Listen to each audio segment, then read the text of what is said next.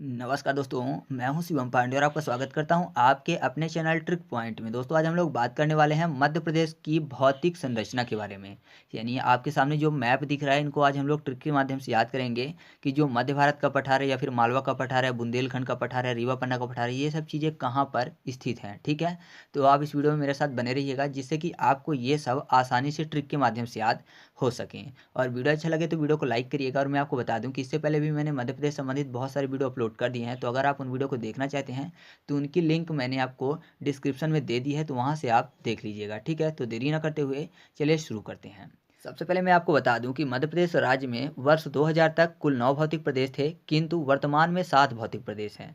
2 भौतिक प्रदेश जिनमें महानदी बेसिन और दंडकारण्य आते थे, वो दोनों छत्तीसगढ़ चले गए हैं। आपको पता है 1 नवंबर सन 2000 को जो मध्य प्रदेश राज्य था, उससे छत्तीसगढ़ अलग हो गया है, जिस कारण से ये 2 भौतिक प्रदेश छत्तीसगढ़ में चले गए हैं। तो 9 से घटकर मध्य प्रदेश में भौतिक प्रदेशों की संख्या कितनी हो गई?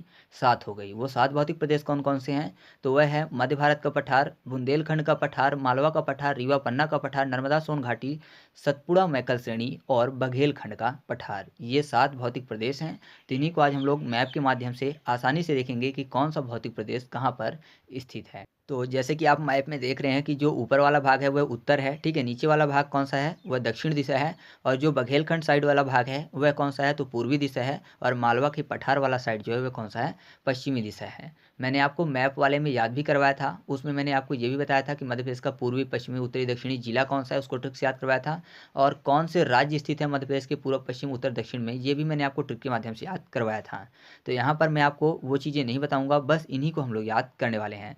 तो सबसे पहले बात कर लेते हैं मध्य भारत का पठार। ठीक है, तो जो मध्य भारत का पठार है वह मध्य प्रदेश के ऊपरी भाग में स्थित है। देखिए, ऊपरी भाग या फिर ऐसा बोलिए कि उत्तर साइड स्थित है ना। सबसे उत्तर में कौन सा है? मध्य भारत का पठार। तो यहाँ पर देखिए, भारत में एक शब्द लिखा हुआ है भार। भार मतलब वजन की बात हो रही है। और आपको पता है कि जो भी वजन होता है इंसान कहाँ उठाता है? अपने सर पे, है ना। अगर आपको बहुत बड़ा वजन दे दिया जाए, मान लीजिए कोई भी बड़ा सा बैग दे दिया जाए पैसों से भरा हुआ, तो वो भार आप हाथों में ज़्यादा टाइम तक तो ले नहीं पाएंगे, लेकिन अगर सर में उठाने की बात हो तो आप कुछ दूर तक जरूर ले जाएंगे। तो जो भार होता है वह लोग ज़्यादातर सर में उठाना पसंद करते हैं। तो सर से आपको याद आ जाएगा कि सर साइड यानी ऊपर साइड, भार से भारत। तो यहाँ पर आप देखिएगा कि जो मध्य भारत का पठार है वह कहाँ स्थित है? ऊपर साइड यानी उत्तर साइड। ठीक है, तो आगे बढ़ते हैं। अब बात कर लेते हैं बुंदेलखंड के पठार की। तो बुंदेल में एक शब्द लिखा हुआ है बूंदे। बूंदे मतलब यहाँ पर पानी वाली बूंदों की बात नहीं हो रही है, बल्कि कान में पहनने वाले बूंदों की बात हो रही है। कान में जो लड़कियाँ पहनती है ना बूंदे, उसकी बात हो रही है। तो कान आपको पता है कि ऊपर से हल्का नीचे, मतलब ऊपर वाला जो क्षेत्र है सर हो गया। ठीक है, तो सर से थोड़ा सा नीचे कान जो है आता है। तो एक साइड देख रहे हैं आप कि जो पश्चिम साइड वाला एरिया है वहाँ पर तो नहीं है। ठीक है, मैप में आप देख रहे हैं कि मध्य भारत के जो पश्चिम साइड वाला एरिया है वो खाली नहीं है, लेकिन पूर्व साइड वाला एरिया जो है वो खाली है। तो बूंदें सर के थोड़ा सा नीचे होती हैं और पूर्व साइड जगह बची हुई है, तो आप समझ जाएंगे कि जो बूंदें होती हैं कान की वो पूर्व साइड है, थोड़ा सा नीचे सर के। ठीक है, तो याद रखिएगा कि उत्तर पूर्वी क्षेत्र में कौन सा क्षेत्र स्थित है? बुंदेलखंड का पठार। क्योंकि जो बूंदें होती हैं वो कान में होती हैं, साइड में सर से थोड़ा सा नीचे, और एक साइड जगह बची नहीं है, तो दूसरे साइड वाला बुंदेलखंड का पठार हो गया। ठीक है, अब बात कर लेते हैं रीवा पन्ना के पठार की। ये जो रीवा पन्ना का पठार है ये भी उत्तर पूर्वी क्षेत्र में स्थित है। ठीक है, तो यहाँ पर देखिए उत्तर पूर्वी क्षेत्र को याद करने के लिए उत्तर पूर्वी में शब्द लिखा हुआ उत्तर पूरा। तो ऐसा समझिए कि कोई भी बच्चा था जो कि स्कूल गया और टीचर जी ने बोला कि बेटा उत्तर आज मैं पूरा सुनूंगा। बच्चा पढ़ के नहीं गया था, तो अब पढ़ के नहीं जाएगा तो जाहिर सी बात है टीचर से डर लगेगा, तो रोने लगेगा। ठीक है, तो रोवा फॉर रीवा आपको याद आ जाएगा। और अगर रोएगा नहीं तो हो सकता है वह नकल कर सकता है ना। मतलब ऐसा समझिए कि हो सकता है वो कॉपी का पन्ना खोल के भी उत्तर पूरा बता दे। अगर टीचर नहीं देख रहे हैं तो कॉपी का जो पन्ना खोला उसने पूरा, और उसी से उत्तर पूरा बता दिया। तो पन्ना से आपको याद आ जाएगा कि पन्ना का पठार। ठीक है, और रोवा से रीवा, तो यानी रीवा पन्ना का पठार, और कॉपी खोल के उत्तर पूरा बताया, तो उत्तर पूरा से आपको याद आ जाएगा उत्तर पूर्वी क्षेत्र। तो याद रखिएगा उत्तर पूर्वी क्षेत्र में कौन सा पठार स्थित है? रीवा पन्ना का पठार। वैसे जो बुंदेलखंड का पठार है वो भी स्थित है, लेकिन वो सर से थोड़ा सा नीचे यानी ऊपर से थोड़ा सा नीचे स्थित है, तो उसमें आपको कन्फ्यूजन नहीं होगी। अब हम लोग बात कर लेते हैं मालवा के पठार की। जो मालवा का पठार है वह पश्चिम साइड स्थित है। ठीक है, मध्य प्रदेश के जो पश्चिमी वाला भाग है वहाँ पर मालवा का पठार स्थित है। तो यहाँ पर देखिए मालवा में एक शब्द लिखा हुआ है माल। माल मतलब यहाँ पर ऐसा समझिए कि भोजन की बात हो रही है। ठीक है, और यहाँ पर पश्चिम में शब्द लिखा हुआ है पक्षी। तो पक्षियों के लिए माल मतलब भोजन या फिर दाना ऐसा बोल सकते हैं, ठीक है। तो याद रखिएगा पश्चिम साइड माल है यानी भोजन है, दाना है, ये सब चीज़ें हैं। तो पक्षी से आपको याद आ जाएगा पश्चिम साइड, और माल से मालवा का पठार। तो याद रखिएगा मालवा का पठार किधर साइड है, पश्चिम साइड है, ठीक है। अब बात कर लेते हैं नर्मदा सोन घाटी की। तो सिंपल सा आप मैप में देख रहे हैं कि एकदम नर्मदा सोन जो घाटी है वो नदी जैसी दिख रही है आकार में, है ना। बाकी कोई नहीं दिख रहा है ना नदी जैसा। तो नदी जैसा क्या दिख रहा है, नर्मदा सोन घाटी। और आपको पता है नर्मदा और सोन नदी ही है। तो याद रखिएगा नर्मदा सोन घाटी कहाँ पर आएंगी, जो कि नदी जैसा आकार दिख रहा है। अब बात कर लेते हैं दो बचे हुए हैं उनमें से बघेलखंड के पठार की। तो जो बघेलखंड का पठार है वह कौन से वाले क्षेत्र में आता है, तो पूर्वी क्षेत्र में आता है। इसको दिशा से याद नहीं करेंगे, बल्कि इसको ऐसा देखिए कि जो बुंदेलखंड वाला पठार है और सतपुड़ा प्रदेश वाला पठार है, आप अगर इन दोनों बस को देखिए बाकी सबको छोड़कर, तो आपको ऐसा लगेगा जैसे एक जो शेर है वह दहाड़ करता हुआ बैठा हुआ है, ठीक है। ये जो है इधर साइड पीछे, तो ये पूंछ दिख रही है शेर की, ठीक है। ये शेर के पैर हो जाएंगे और ये शेर का मुख हो जाएगा। यानी जो शेर है उसका मुख है, और शेर क्या कर रहा है, दहाड़ रहा है, क्योंकि मुख कैसा है, खुला हुआ है, ठीक है। तो शेर को बाघ भी बोलते हैं नॉर्मल सी भाषा में, ठीक है। मध्य प्रदेश में शेर को बाघ भी तो बोलते हैं। तो बाघ से आपको याद आ जाएगा बघेलखंड, क्योंकि बाघ का मुख यहाँ पर दिख रहा है। तो याद रखिएगा ये वाला जो क्षेत्र है कैसा दिखता है, बाघ के मुख की तरह। तो आपको याद आ जाएगा कि ये बघेलखंड पठार वाला क्षेत्र है, ठीक है।